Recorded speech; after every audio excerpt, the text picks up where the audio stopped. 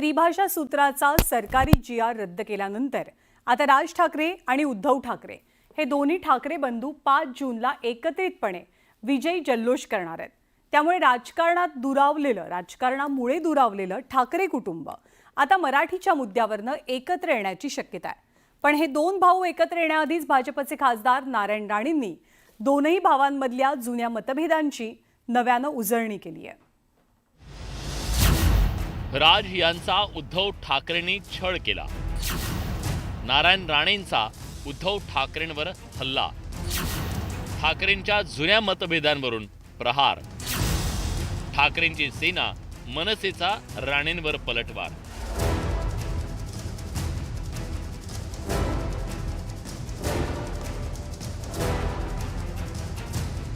त्रिभाषा सूत्राचा GR रद्द करत सरकारनं ठाकरे बंधूंना एकत्र येण्यापासून रोखण्याचा प्रयत्न केला खरा, पण आता मराठीच्या मुद्द्यावर विजयी जल्लोष करण्यासाठी ठाकरे बंधू 5 जुलैला एकत्र येत आहेत। पण ठाकरेंची संभाव्य युती होऊच नये यासाठी भाजपकडून अजूनही प्रयत्न सुरू असल्याचं दिसतंय।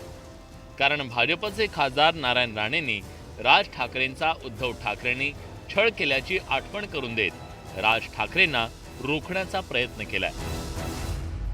उद्धव ठाकरे हे राज ठाकरेंना परत या असं म्हणून प्रयत्न करतायत, पण मला आठवतं याच उद्धव ठाकरेंनी राज ठाकरेंना छळलं होतं, त्रासही दिला होता, पक्षाबाहेर जायला यांनीच प्रवृत्त केलं होतं।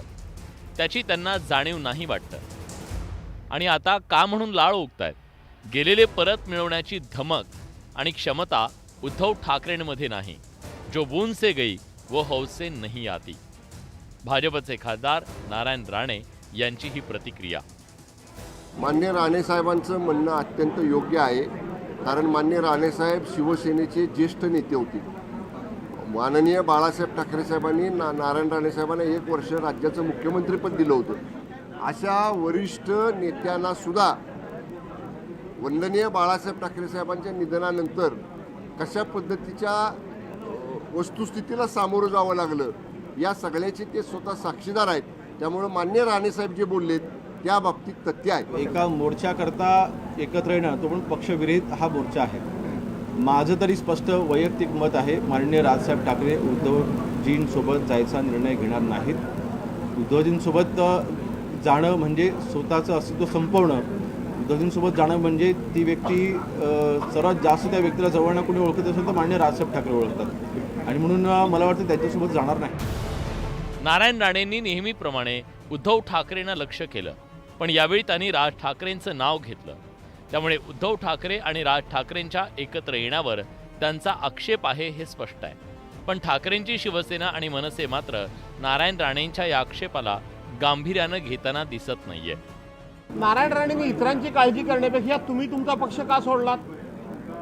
तुम्ही पक्ष काढलात तुमचा आणि 1 वर्षामध्ये आपला पक्ष का सोडलात त्याचं उत्तर महाराष्ट्राला द्या। तुम्ही काँग्रेस पक्ष का सोडलात? परवांच्या दिवशी चिपळूणच्या मेळाव्यामध्ये रवींद्र चव्हाणांना इशारा का दिलात त्याचं उत्तर द्या। खरं तर हे नारायण राणे आणि हे राणे फॅमिली यांची चोच ही नेहमी नरकातच बुडालेली असते। त्याच्या हातात एक तंबोरा असायचा आणि तो तोंडातून मात्र नारायण नारायण असे त्याचे उच्चार असायचे। तसे नारद मुनी नजीकच्या काळात आता खूप निर्माण होतील, अशी वक्तव्य खूप केली जातील, पण 2 भावांना एकत्र आणणारे लोक या जगात खूप कमी आहेत।